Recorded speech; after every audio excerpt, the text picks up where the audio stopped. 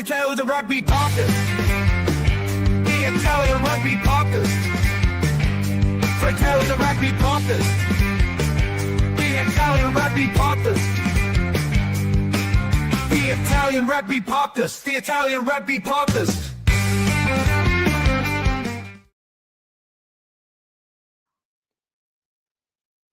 Benvenuti, buonasera, welcome everyone in a new episode of Fratelli Rugby. Tonight we're gonna talk about the true face of Italy and the last round of the Six Nation, top 15 of the Six Nation. Lions, our Lions for Australia, because why not? And let me see if everybody's gonna connect now, but of course, Mike, ciao. Ciao, come stai? Benissimo, Mike. Un po' raffreddato, ma bene. I'm a little bit of cold. I'm trying to sneeze as much as possible before all the decongestion sinus stuff. But I might have asked you this, but you get Lemsip in Bulgaria. What we get? Lemsip. I don't know what is that. Ask your missus. Your missus will know. Your missus 100% will know. It's Okay. it's like a paracetamol drink. You put it in hot water. It tastes like lemon. Paraflu. Similar, yeah. But it's got. I got that. I have the good US stuff from. Do you want to hear something interesting? So, one of my friends. Moment of the pharmacy here. Drugs and important stuff. Go ahead. Go on, Mike. I was gonna say, one of my friends who competed in powerlifting, he wasn't allowed it because apparently it's got a Sudafed has ephedrine. Oh, it has. It's like speed. It's funny. But anyway, there you go. A bit of a funny one to start off with. But yeah, I'm good, mate. How are you doing? You good? Pretty good. A little bit of up and down here in Bulgaria with the weather is getting. It's March. It's crazy. So tomorrow probably is gonna snow. 2 days ago, obviously it's gonna snow in March. 2 days ago was 26, 22 degrees. It was perfect, and now already down. So it's crazy. A little bit like Italy during the last game, Mike. Up and down, bit up, a little bit down. Yeah, a little bit of hail, a little bit of rain, a little bit of sun. There was a lot of sun too. Some lovely sunny spells. Yeah, I'm with you. I love that analogy. So happy St. Patrick Day. Just talking about Ireland and stuff. Happy St. Patrick Day, Irish friends and drinking friends, because it's important to celebrate this day. Always good. Aya, and the aya. But tonight we are online on X and on YouTube. We should start saying thank you, grazie to all the 1,000 follower on X. Crazy, because we started as a funny thing, and it's still funny even more. But with 1,000 Fratelli di Rugby there, and guys, go on YouTube, follow us there too, because it's free and you can rewatch everything there. And we have all the other interview with Zebre Benetton players, national team, former coaches, technical analysis with Leo. We have a lot of stuff there. So just subscribe to our YouTube channel. Easy peasy lemon squeezy. Yes, only beer for me, Paolo. And this morning we also opened our Instagram and also on X, like starting the Monday, like being hit by Malik Faisal against Daniel Green, because there was a big hit during the under-20 game of the boys, of the young players. So we can go deep into the field and talk about the games. But what we wanted, it happened, Mike. Because we on Friday. And we were expecting at least one bonus point from Italy's game, and a winning team for the young fellas from the Italians against Ireland. Yeah. Also, I'm happy. I'm happy. But I'm sure the boys are going to be disappointed, which makes me happy. Yes. And I mean that because Quesada in the post-match, obviously there was a lot of mixed emotions. You can see that he was like happy because of the way we reacted, but also you could see that he was angry about certain things that we're going to talk about later on in the episode. But I like that. I like that they're not satisfied. That makes me happy.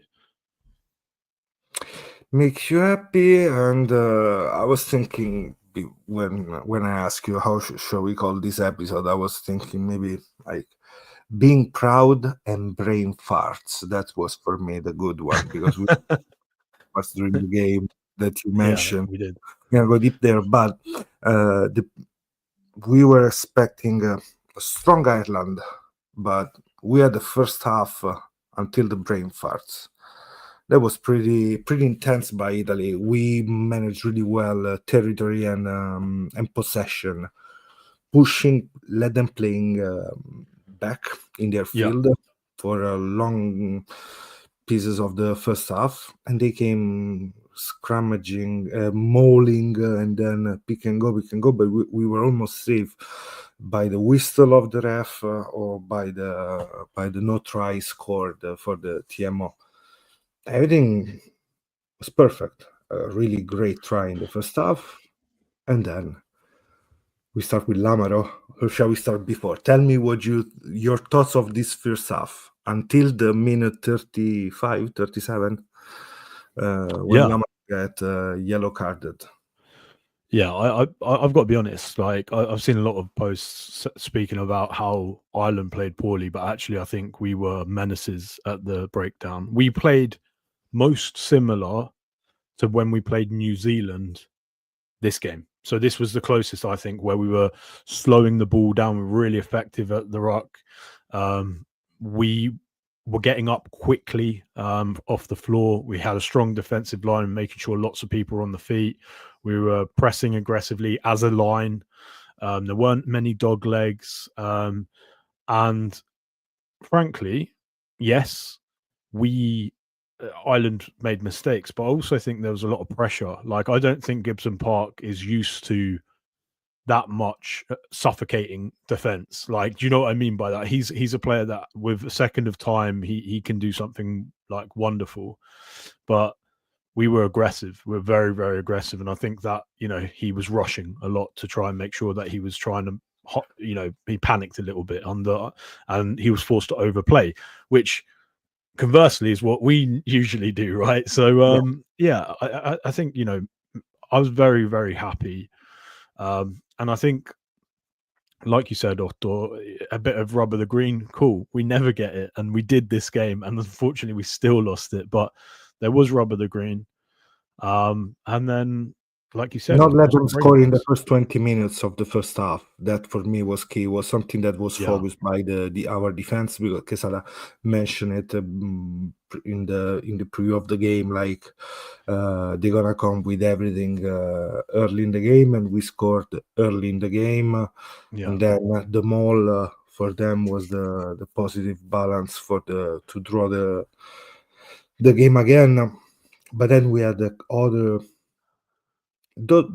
other couple of opportunities, at least one with Menoncello break on the Braxton Cello move, the flat pass, and then Menoncello there. Maybe a pass earlier from Menoncello was easier, because you can pass and you can follow.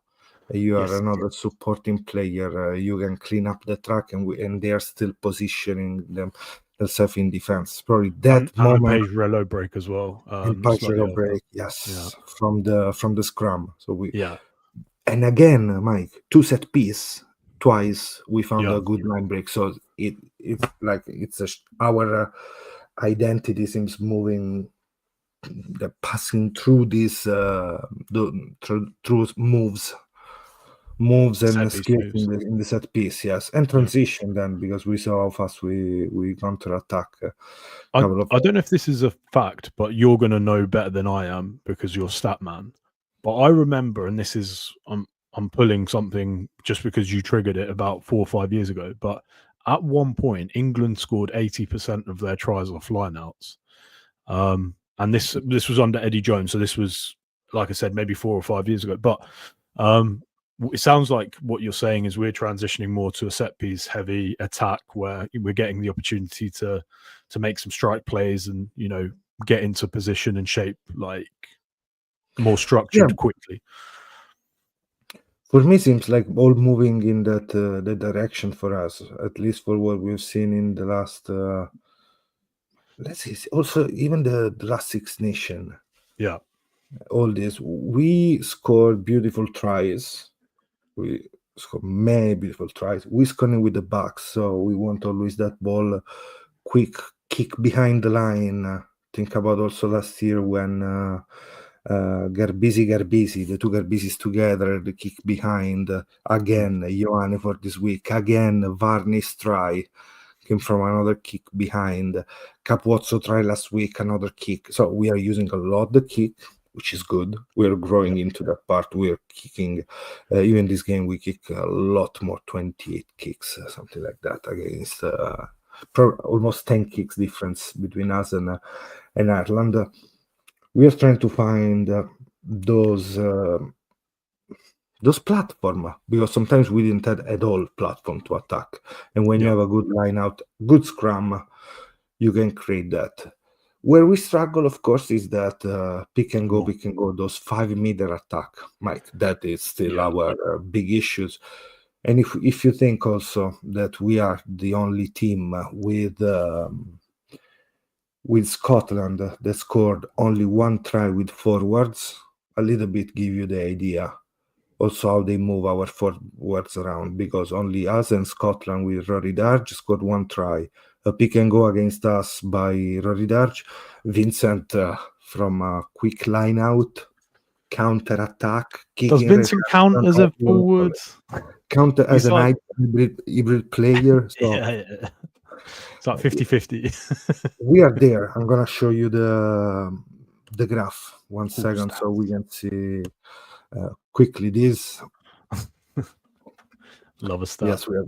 And then we go in. So for tries during the Six Nation, of course, if we go to the backs, we have 12% with the backs, 9, but we scored only one try, as you can see here.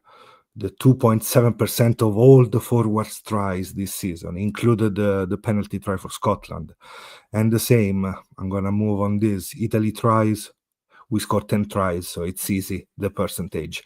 10% for the forwards. Scotland, they scored once again with the forwards.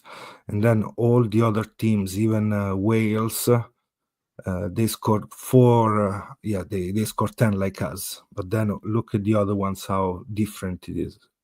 Like, it's crazy if you think about how makes sense though, doesn't it? We are. For me, I think like one thing that's abundantly clear, right? First of all, Sheehan scored 3 tries against us this game, right? My God, 5 total for him. Crazy. Yeah. And it's always been that. I remember when that year where we lost 33-0 against England, even though we were a better team for a long period of that game, which is crazy that we lost 33-0. They had that maul game, and again, it's the same issue. We're talking one under Crowley, I think 3 years ago. One now, like, and I think people. And Mike, 2 years ago, with issues in the scrum. The game against England 2 years ago, the issues in the scrum, but the maul coming really hard. Yeah, and also like it's not just the national team; it's systematic of particularly Benetton. Benetton are very susceptible at the maul. Zebra look like they've done some good work, but also them. No, they were, a couple of years ago, they were like in deep waters and deep waters. So, Otto, question: how do we start getting better at this, other than the usual sort of we need time? How would we immediately, against the big beast that we're going to be playing in the summer, who are going to have looked at that maul and been like licking their lips, how do we sort that out? Because that's something that we need to sort out quickly. Intensity, preset, pre-arrangement of our line out, defensive line out, and also be be different, like thinking out of the box sometimes, to try also to attack the in the air. Their attacking lineout can be helpful. On the other side, if you have to be like, there has to be like a surgery. You have to be able to peel players out, the lifter ready to be deassembled and attack the player with the ball. The jumper, you have to go get the jumper. You have to try to push you down. In that way, you can is not a penalty for you, for the defense. Many times, so if you're quick, if you're able to do that, Mike, is hard. It's hard. Yeah, I think for me, the Otto, point I of think contact, how low you get, how fast you are in position before them, and even stay that extra second more on the other side sometimes, to give a little bit of push on the way on the other one. That always helps. Dark cards, somebody said. Yeah, I think for me, Otto, like I always think about it. Key, of course, Mike. Sorry, and this is key too. Avoiding giving away penalties. Yeah, if only. For me, I think it's really obvious that, when you're looking at Italy, you think I'll play to our strengths, and our strengths are maybe our forwards lack size, but they have mobility, and they're relatively skillful, right? And then I'm thinking about the locks. Okay, maybe we lack a little bit of height, but they're light. So instead of, like you said, for me, I think our strength would be competing in the air then, because it's going to be much quicker and easier to throw. Okay, I'm going to say Ruzza or maybe a Zambonin up than throwing, someone who's 19 stone like a Toje, right? So, like, my point is, for me, and I think about this all the time, if we want to play to our strengths, and this is an important thing, like when you're looking at particularly test level rugby, because every team has their USP, don't we compete more? It's because obviously we're scared of them all. But if the result's the same anyway, right, whether we're defending it or not, let's change it up. And that's something that I think, like, give it a go. And also now with the new laws, people know sub 5 meters, we're not going to compete. They're going to throw it like to themselves, and they're going to retain possession anyway. So what's the point? When I think about now with this different approach for the new rules in the lineout, I think about how Clermont attack the lineout defensively. And throw one up at the front every time. They throw 2 players up, no matter what. Just throw them up. Yeah, easy. They have a lot of trick, Mike, too. You see how they start doing, passing the ball up between the two. Between the two jumpers, faking all here, passing there. They have the attacking coach skill. Is it? Oh my God, Mike Brown backs, but he had a lot of tools in his box. Actually, a lot of bunnies from his set when he was talking about set piece moves, wild moves. Do you remember that move with Lima Sopoaga kicking the ball, like attacking, turning himself, kicking the ball, and giving the backwards? Yeah. What beautiful kick! Tony Brown stuff. Yeah.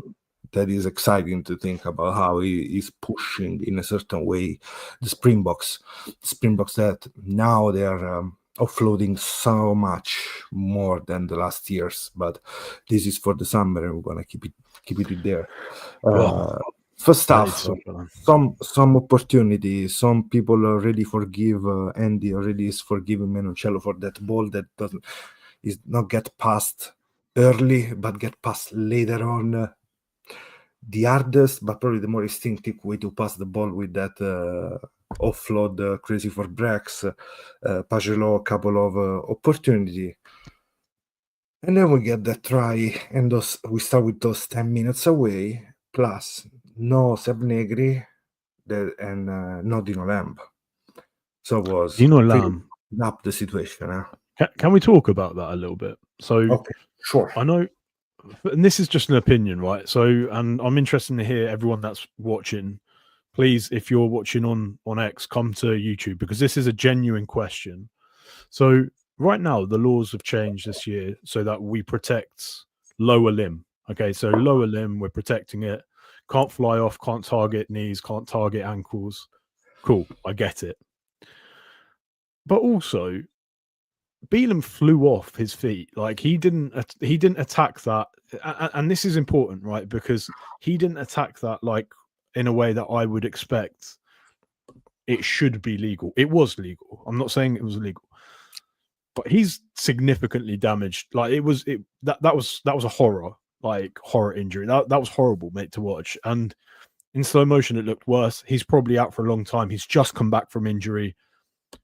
What do you guys think in terms of how people enter the ruck? Like, do you think that are we quite happy to say that actually, as long as you don't make head contact or you don't make contact with the limbs, we're happy just to see people flying in off their feet? Or do we want to see a controlled engagement? Because the law, from my understanding, and I did check it before we came on, the law is that you need to be in control of your weight when you're entering the ruck. Now, he definitely wasn't in control of his weight. He went Superman. He was like, oh, and just dove in, right? Like, did the cross and dove in, mate. What are your thoughts on this? I was thinking everything about that game, the action, because I said, let me see better how he get injured, and also because he keep his arm under, and that is the moment where he.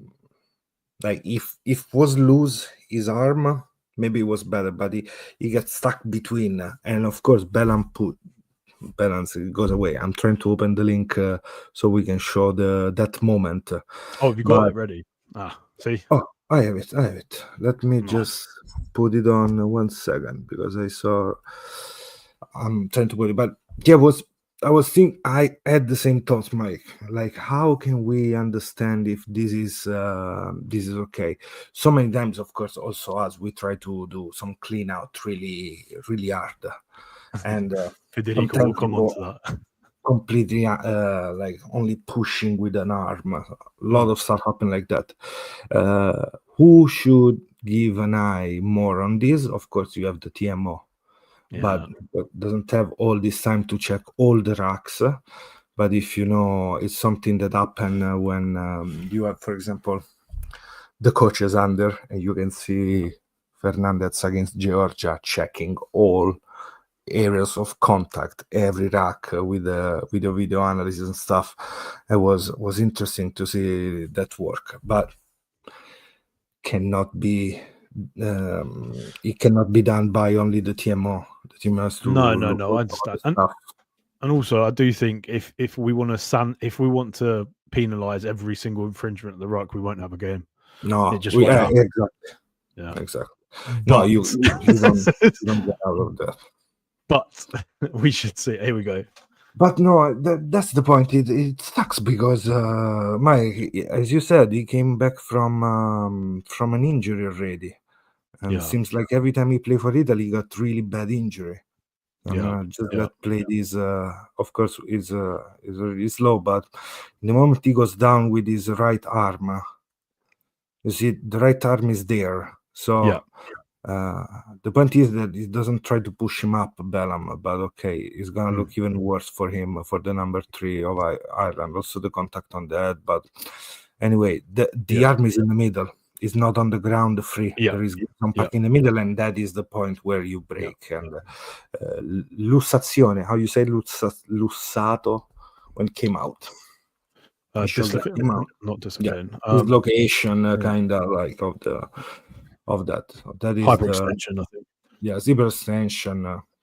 So this is the moment that it's weird because, of course, Bellam never doesn't have his. It's just a horrible. It's so much worse in slow motion as well because you can just see his that's his elbow, right? You can just see it bending the wrong way. Listen, like it's one of these where he is such an important player. Like for us, he was doing. And this is crazy to say because he got injured so quickly. He was doing very well for someone who hadn't played Test rugby for a long period of time. He came on and he looked comfortable. And that for me is a massive compliment to his level of player because he did look comfortable. There was a couple of mistakes. Yeah, listen, I get that.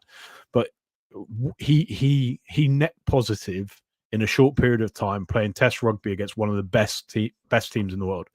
He was comfortable. And I think that's like indicative of how far he can be because he's still a young player. And like you said, it's a shame. Dino, hope you get better soon, mate. Like, never want to see stuff like that. But there's questions there's questions that we need to ask as well. But also, like, this was a game where we got injuries, but also we had some couple of issues for our actions. Oh yeah. Yeah. Because we have to go talk there. Because I'm thinking do. when we call this title of the podcast today the true face of Italy, sometimes it's also this, because in games like this you can see that you can stay really in the game, you can score, you can defend, but then also you have to be better in those in certain situations. One is Lamaro, second one is Vincent. Mannaggia la miseria. One after the other one, 20 plus 20, and then of course Nigodra. Nigodra was already in the trash time, but is anyways a red card. We didn't score even better in that situation. His for me was the worst one out of them because I think Vincent was reckless. It was he went in and he wasn't supporting his way, and it was one of those where for me I think a 20-minute red card probably would suffice because I don't think it was intentional. He's not a dirty player, and he looked like genuinely upset, right? Like he's a young player, he got it wrong, and that was a red card, right? And by current laws, because it was unintentional, it was 20 minutes. Nigodera, for me, you can sort of argue like that maybe wasn't, that was the last option to slap Peter Romano, whoever. That was the last one. Like he was like, it's now or never, and he gets a red card for it. But for me, that was a straight red. It was Lamaro. Let's talk about Lamaro. So first of all, how inflated he was when he got out of. Oh, angry. Never seen Lamaro like that. Yeah, he was. Never seen Lamaro like that. So angry with him. That is the real brain fart of the game, because in the moment he touched him, he said, "I did it. Oops, I did it." I just don't know. I don't know what was it? Do you think it was just the intrusive thoughts just won? Then he was like, "I could slap this out of his hand," and he's like, "I don't care that there's 30 cameras. I can do it, and I'm going to get away with it." I struggle. There was somebody on his shoulder saying, yeah. I don't know, man. Like for me, I just because he came in really, really strong. He got that penalty because there was the wall, the obstruction, the obstruction too. He was really carried well as well. He was loaded up, ready to, but it sucks because it happened to him, Mike.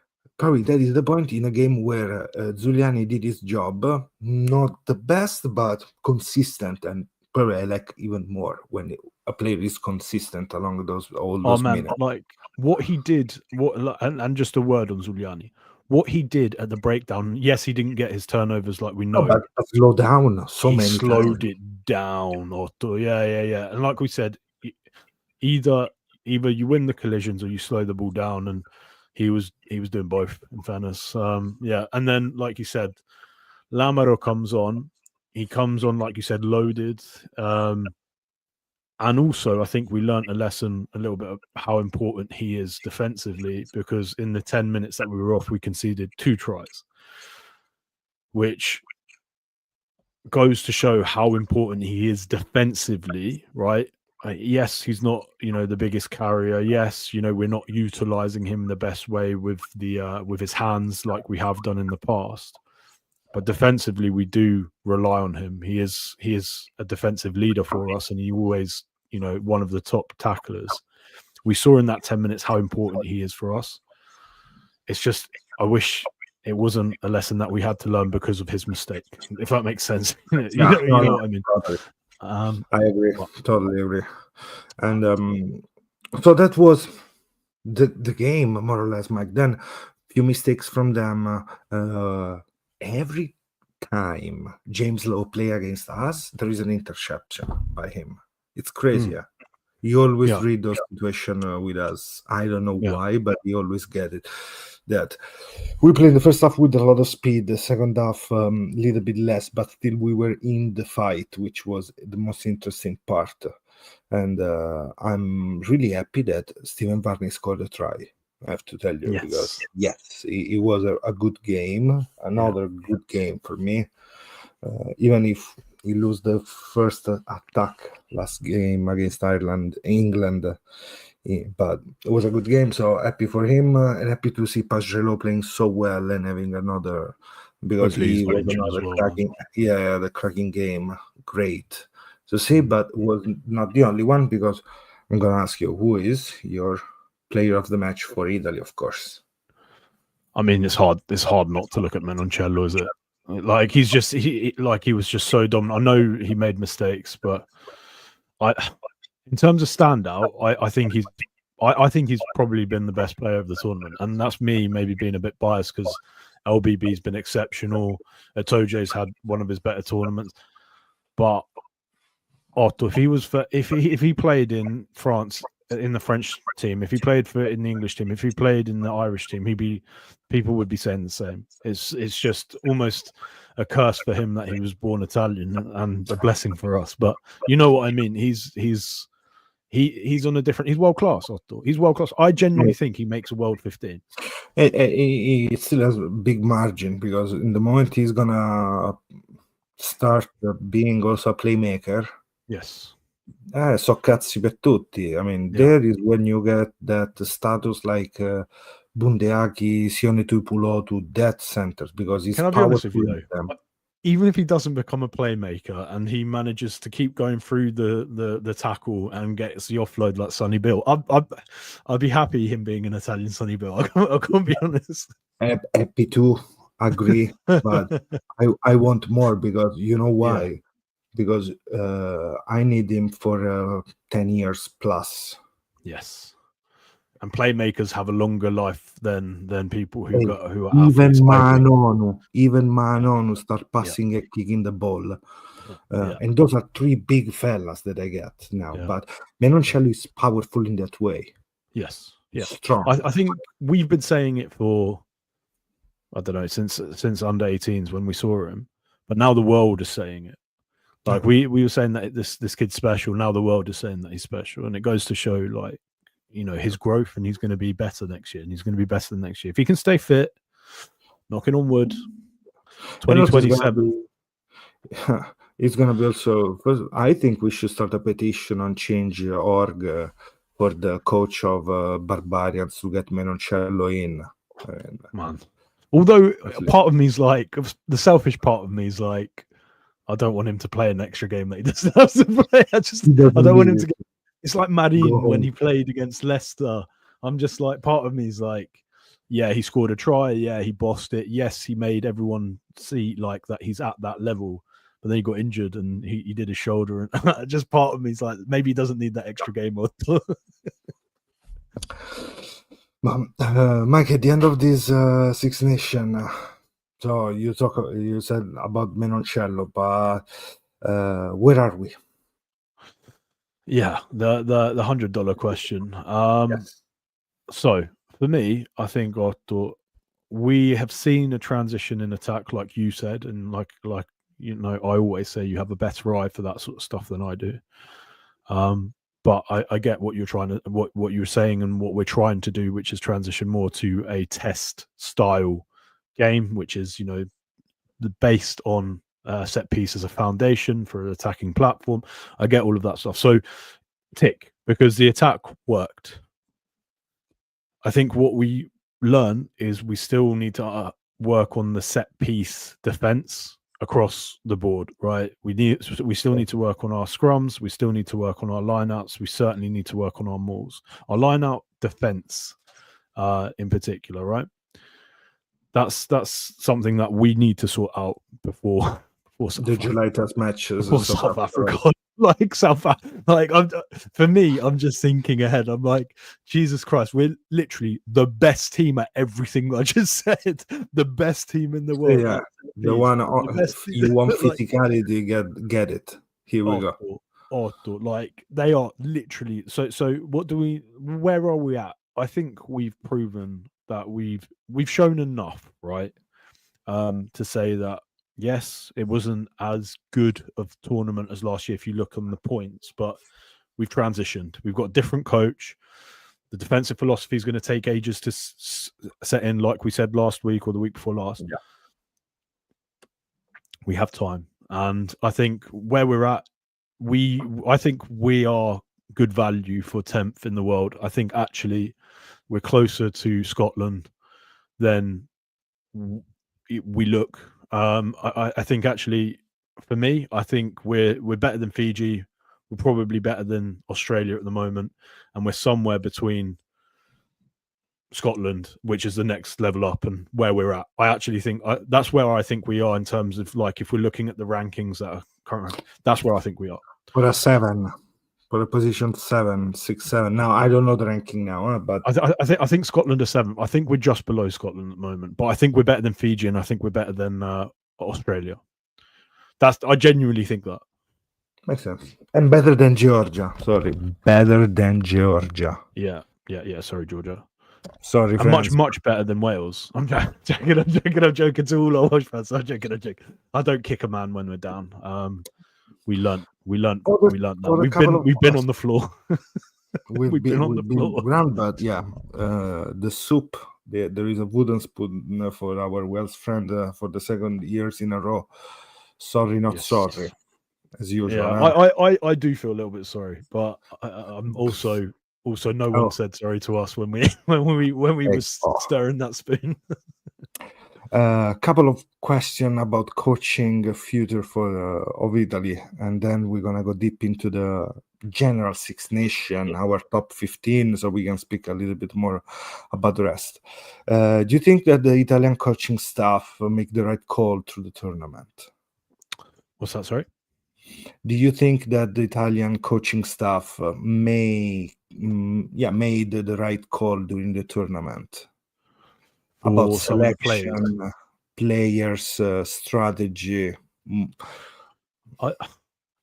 I think for me, right, there was definitely better times to give Jersey his debut, and I said that on the day. I think putting him up against one of the best teams in the world, that just wasn't the one for me. And also, like, Scotland were always going to do what they do, and there was Scotland being naive, having great games, and then losing all those hopes from their fans. It's crazy. You said consistency, Otto. My God, consistency. Yeah. They were consistent. They'd be one of the best teams in the world. I genuinely believe that. I think Scotland, if they were consistent, they'd be up there. You said you mentioned Jesse without saying anything, and it's related to the next question. Are we seeing a clear long-term vision for, or we are still in trial and error in this? Like the second, because I think the long-term vision is, if Adogwu was fit, if Lionel was fit, we probably wouldn't have seen players like Jesse this Six Nations. And I also think, Quesada, by his own admission, is looking at the under-20s, like with interest, right? He said that on the interview 2 weeks ago. I think we're still in a position where we're trying to get better. And find which is the best combination. And again, Otto, everyone has their USP. Every single player that we have will have their own strengths. And then it's understanding where can we apply those strengths to the most amount of success? Where are we going to get the highest return of investment for playing that player against which team? So we need a big player pool. And we need a big player pool ahead of a World Cup, because there's lots of different styles that we're going to see. We have found the ability to play in a slightly more anglicized way, which is cool. It's not something that we would have done this year. And I think Stephen Varney, that's where the last 3 games we saw what he was intended to do, which is obviously box kick. And like I said, when he finds his range, he's such an asset for us, because his kicking, like off the base and his kicking out of hand, is so good, as well as Martin Page-Relo's kicking out of hand and at base, which has improved massively as well. So I think Otto, we're still testing stuff out. I still think we're trying to learn different ways to play, plan A, plan B, plan C, and I think we're still trying to understand what our best combinations are. That's my gut feel. Couple of things between Christopher, Mattia, they're hoping for the Fiji game, Italy-Fiji, yes. Australia, Domenico and Christopher against what you just said, Mike, but you know what? There is only one way to see it, and it's going to be November, because we're going to play against them in November. Is it going to be Genova, Mike? Because we know where to go get some focaccia in the morning. And mate. We're going regardless. We're going. I think Otto, like we've condemned ourselves. We're going to that for sure. I'd love to. If it's in Genoa now, as long as you don't get to pick like the Airbnb in the clouds where in the clouds, right? Not good. Varney, Tuzibre, Mattia. Look, also Paolo. We are pretty fan of this idea because I love to see some fighting spirit between Fusco and Varney. How also, good would that be? Try to understand them better in case Garcia is leaving. It's okay. It's a good combo because they are different. Can you highlight that as well? I think just the speculation, right? For me, I think it makes a lot of sense having him somewhere in Italy, right? Whether it's at Benetton, which I think a lot of the fans would be quite excited about if one of the guys end up moving. But imagine him under Brunello, like especially Brunello, who played such a dominant forwards like game, which would suit Varney's style of play. At under 20 for so many years, like I just think we'd get so much out of. Again, I was talking about return of investment. We'd get more return of investment for Varney at Zebra than we would at Benetton, in my opinion. That's mine. Marine 12. Bam! Look, Mattia, how straight to the point. Marine play 3 times into contact this game. Great offload, great attack. One line break as well, straight away. Yeah, but he's a player that needs to have something like Marine. Yes. Like Dare, which is called game time. Like Varney need game time. All these players need game time. Yes. And it's important they go around. So, well, dear South African friends, see you this summer. We're gonna go deep into this with some South African friends too, so we're gonna go more. But let's talk about this Six Nation, Mike. Let's put together the top 15, like props. Any Italians in this team? One we already mentioned, for sure. At least one. Menoncello, 12 or 13, whatever you could. pick. You can also. The problem is, right, like if we put them at 12, then you look at the 13s that played well, and I mean it's hard to look at us like Hugh Jones, who single-handedly, without Tuipulotu. Boom, in the center. One is Menoncello. Who was the other with center? That impressed you? What's that, sorry? Who is the other center in your top 15? I think Hugh Jones for me. I don't know. Well, I don't know. Also, like you got to look. For me, Hugh Jones. Like I think he's better than. I think he played better than the French centers. I think he played better than the English centers. Bundiaki was off the bench a lot. Hugh Jones played so many minutes, and he was good every second that he was on the pitch. I go with Fraser Dingwall. I really love the player for Dingwall. Fair enough. Yeah, mate, good player, great player. Okay, just the centers. There is any other Italian in your team, Mike? So I put Italians. I put Lorenzo Cannone as a number 8. Yes, I think it was the best 8. Okay. Oh, this is interesting. I didn't see this coming. Okay. Well, the thing is, as well, the English back row were good, right? I don't think Doris had his best game. I think Cannone, again, if he was in a better team, as in like like France, if he was a French 8, like we're laughing, right? That's the point. Sorry, I have to connect my computer before it's off. Like I had a couple of issues too because I put another back row as a number 8 because he played number 8, but it's not a number 8.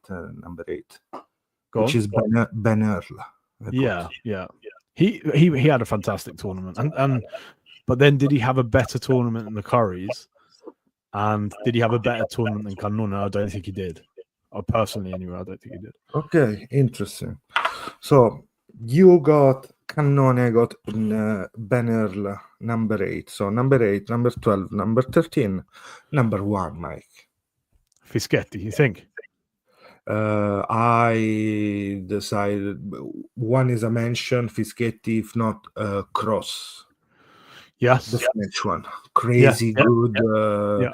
If I think about him a couple of years ago, I saw much more solid player, and he reminds me a lot of Ferrari, to be honest, the way he's developed. Yes. Yeah. It's not just for the head. Well, that as well. That as well, yeah. But yeah, he is really, really strong and surprised me in a positive way. So Cross first, right? Who's your hooker? Sheehan. Yeah, I mean, it's hard. It's hard not to say, right? Number 3, I go with Stewart. Yeah, he's had a good tournament, hasn't he?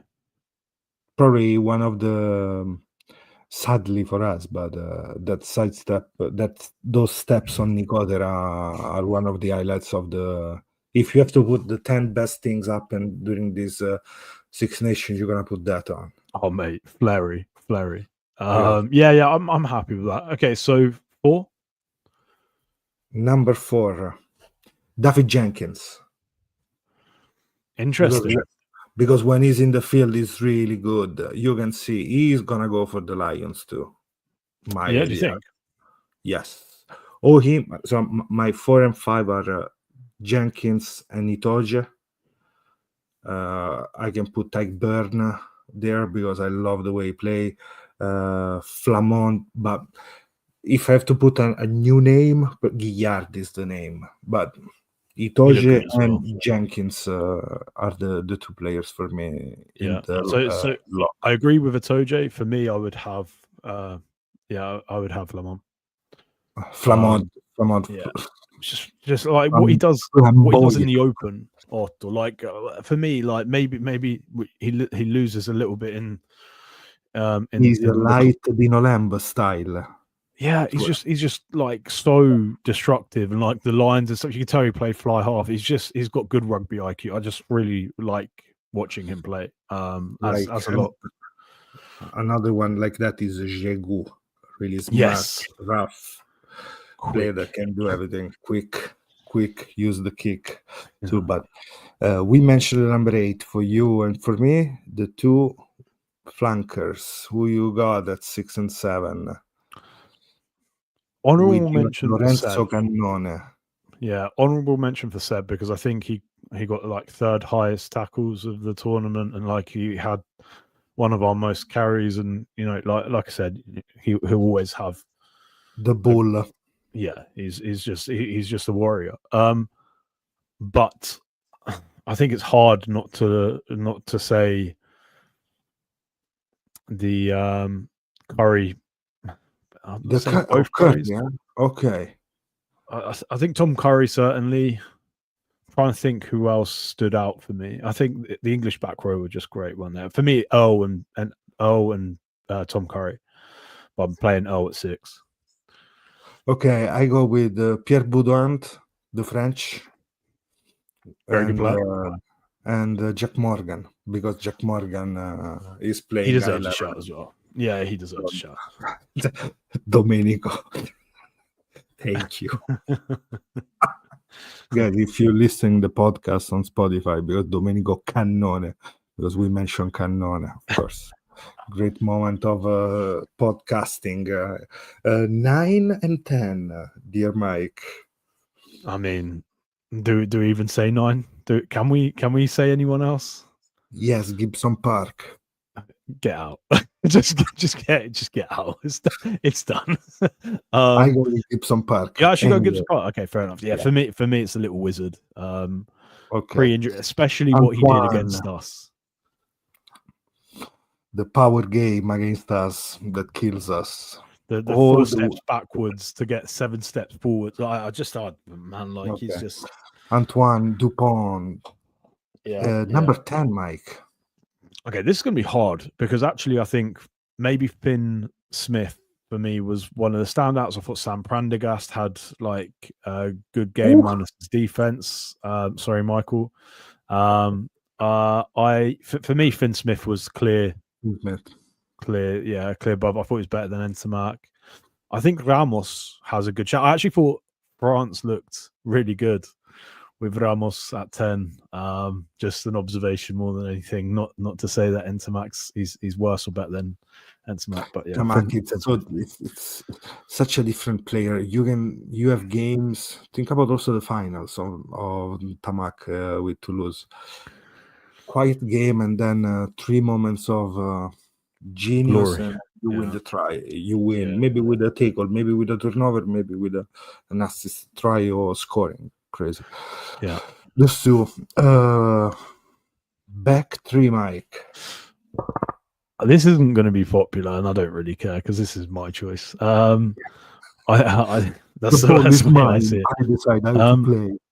Yeah, Darcy Graham is going to be like I thought he. Okay. He's just so good. He's just so good. Graham. LBB and Blair Kinghorn. Yes. So I'm good with Blair. I want to give another name because you mentioned Kinghorn. Is Murray, the Welsh, really good prospect. If I have to put somebody different, I can put also Capuozzo in some way, but he played on the wing. Yeah. I agree with you with Bill Barry. I go with Freeman on the other wing. Yeah. He's also center. Yeah. My other half's brother said he's the English Menoncello, and I sort of see it. They're quite big, similar sort of like presence. That's true. I can see that.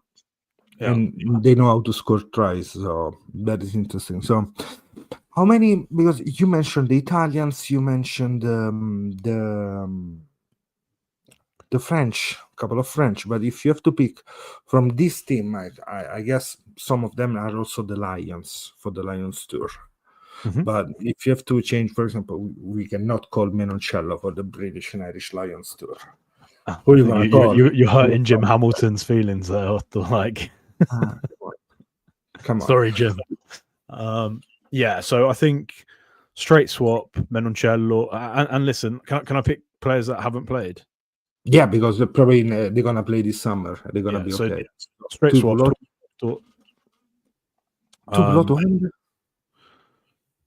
Ringros, Lawrence. Not Lawrence. No, because they're two similar players. Imagine Tuipulotu and Bundiaki like playing in the same team, bro. Maybe game 2. Maybe he's gonna play that. Yeah. No. I think they'll want. I don't know, man. I think Hugh Jones. Yeah, I was gonna say it has to be right. Like they've got such a good. The Tuipulotu. Yeah, for me, I think that's the starting centre partnership for the Lions. So the number 10 to see if it's the axis. Do you think Finn Smith? Sorry, do you think Finn Russell? Sorry. No, I go with probably with Finn Smith starting. Let's see how also the season goes, but but now today, Finn Smith is more ready than kicking wise, better than Russell. Russell, this Six Nations wasn't bright like last one. I saw someone say something interesting, right? And this is something that George Ford. No. This is about Finn Russell. So apparently they made over 1,000 running meters against France, and someone said Finn led that attack, and it's not Finn's responsibility that they didn't finish the tries because he led the attack. And I was thinking about that. I was like, France, this Six Nations at times have been unplayable, and Scotland for a long period were competitive in that game. So for me, I think Finn Russell probably has shown enough to go and start. Again, I don't know where I saw it. I don't know where I heard it, but if that's true, and they ran 1,000 run meters off his attack against this France, for me, that's good enough. He walks into that team. So yeah. So we go with the Finns. Finns Yeah, up. and also 10, 12, 13, all playing 15? for. And I 15. mean, it has to be, right? It has to be. It can't be anyone else. Like, Blair Murray is an outside shot. I'm happy with that. Like, he was sensational. He's going to be a very, very good player for our Welsh friends. So you're gonna go also with Darcy Graham and Freeman on the wings? No, Darcy Graham not against Australia for me. Freeman, yes, because he's powerful. You got to think about like the I go team with as well. Like James Lowe. correct, James Lowe for me. Yeah, and maybe maybe Doohan as well. Like I think Freeman gives more. Freeman's a more rounded player than Doohan, but what Doohan does well, I don't think there's many players that can do what he can do, right? In the radar, there is a peak on something. Yeah. The peak like Johnny Bravo style. He is Johnny Bravo. That's so accurate. Gibson Park, number 9. Yeah, for sure. And then, like I said, Blair Kinghorn at fullback. I just don't see anyone else. Like Keenan close, maybe. Blair Kinghorn still like he's just been so good, and he's been so good for seasons now. Yeah. So for me, Blair Kinghorn. That's a lot of Scottish. I didn't even think about this before we started speaking. I know that's weird. Yeah. That's why I try to more or less is there. What about what did you think of Furlong when he came on? Sorry, do you think we've seen enough for him to go? Furlong? Yeah. I don't know yet, but the season is long, so probably we're gonna see much more of him. If he pick again, probably he's gonna get a big shout, big chances to. Ben White as well. That's a good shout. Ben White scored a bunch of many tries this year. Yeah. He scored 3 tries, which is a lot for him. Yeah. I can't just put like the whole Scottish back. I can't just put the whole. I can't do that. If I have to pick 2, 9, the Gibson Park and Mitchell for me are the 2 to go. I love the way Mitchell plays. So. Yeah, sure. yeah. He's a quality player. Sheehan, the props, yes, for sure. Yeah, for sure. Stewart and Skoeman. You're gonna go with Ellis Genge. Genge has lost a lot of weight. Like you can see that he's lost a lot of weight. He's nice. But the problem is, I think that's what made him, right? Like the fact that he was powerful and heavy, not Fischetti-esque, light and mobile. And against this Australia team, where you have possibly one of the best loose heads or young loose heads in the world, right? And then if he's fit, Tupou on the other side. Tupou will eat Genge alive. So we need a strong scrummaging loose head, and I think Skoeman is probably. I can't keep picking, but the thing is, I'm just thinking against Australia. That's what I'm thinking. That's the point. I'm not thinking. So Schumann, we have to see because he's going to be interesting. Maybe Porter's a great scrummaging loose head. He might go. Yeah, and also Mike, you have to see because the season is just started, like 3 games for and there are a lot of players there. They're ready to. They want to play more and more. There are some also back row like Charlie Gale from the Brumbies. There is another season of the Western Force. There is Tizzano. So you really need specialists for every kind of player. You don't say his name no more. You know. Yeah, not around here. That's true. No, I'm joking. Hope you did. No, but it's because it's Yeah, it's an open wound. Let's say It is. It's it hurts. Although, and again, something for us to speak about in a different pod. Stabile hasn't been picked, so Maybe maybe hasn't been picked by the Argentinian camp, so there is chance to see some curly hair, the cugino di campagna for us. We need a Sideshow cugino Bob. di campagna. So we were up to the so tight head. I agree with you. I think Stress Locks. probably. Atoje has to go, and then Burn Chestnut. for me. Burn, okay. Yeah. Number 8, that's the point. The number 8 for you, Doris. I don't know, mate. I don't know. Conan's been great as well when he's come off. Conan, I wasn't. I like you know, Conan I wasn't expecting him to be so as good as he was. so ready. Yeah. Even not being picked and stuff. Yes, he scored when he came in. So strong. Mate, eight's an issue because I think, like I said, the whole English back row put their hand up this Six Nations. We know, like Van der Fleer, just because he had a bad couple of games, we know what he can do at his best, right? As an example. So Falitao. you mate, he was brilliant the last 2 games, but not for me. Not against us, for example. Yeah. I think you know what, Otto, I have to pick because you said I'm gonna say Conan. And again, that's not gonna be popular, but I'm gonna say Conan. Okay, great. Number 8, I stay with Ben Earl. But if I can also, you know what? Let's see what's gonna happen with Tom Willis. Because Jack is not there, Willis. Somewhere. Is it gonna be called? Because that's the point for me. He can be called, right? Yeah. Fred Russell got called, didn't he? Yeah, it'd be fun. Oh, right. So okay. So the Willis, because there are 2. Pick both. Bring them both. Because those are the ones and that can give you a lot of artwork. And Willis can be fantastic against Australia.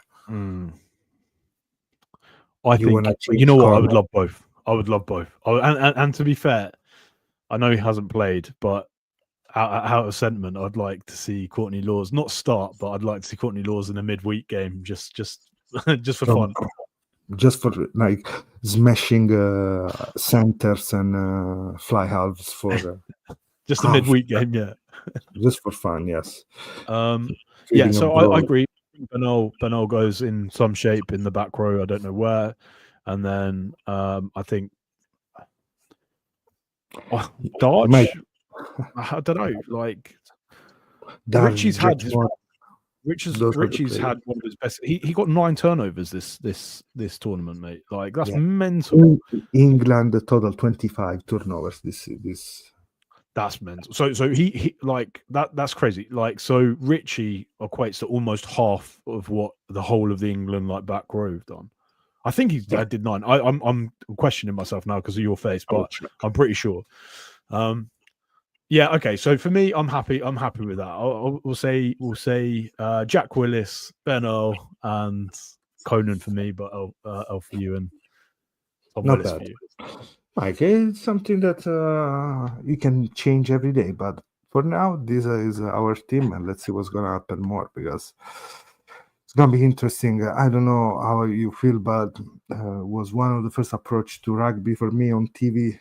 Was also I remember the Lions tour, the early 2000s. I remember some of them on TV in Italy, and it was something I always looked with a lot of curiosity.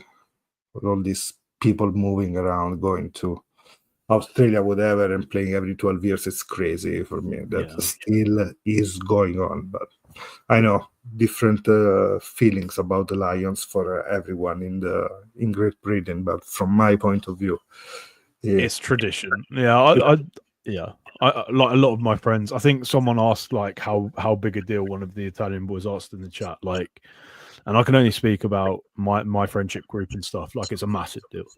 It's a massive deal, steeped in history. It's its own brand. I think it's the oldest. What's it called? Like accumulated.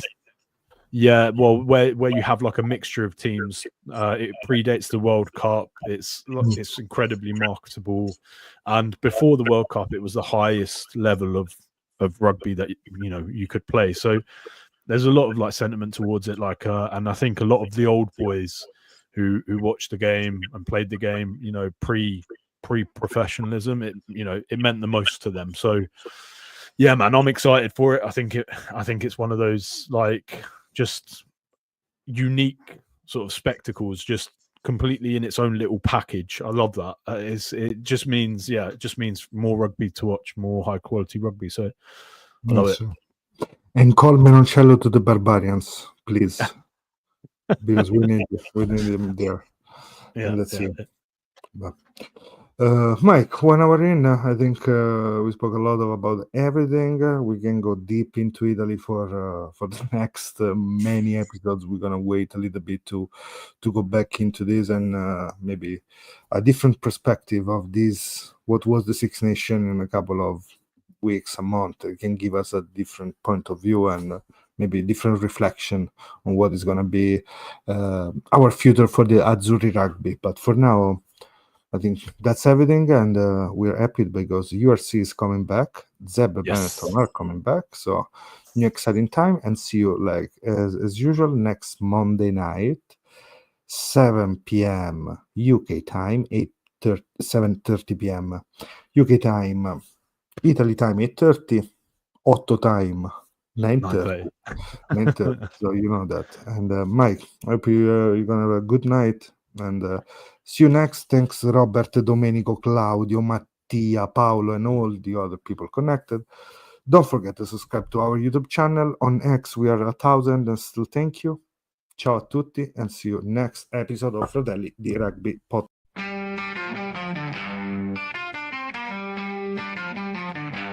Fratelli the Rugby Podcast. The Italian Rugby Podcast. Fratelli the Rugby Podcast. Italian Rugby Podcast. The Italian Rugby Podcast. The Italian Rugby Podcast.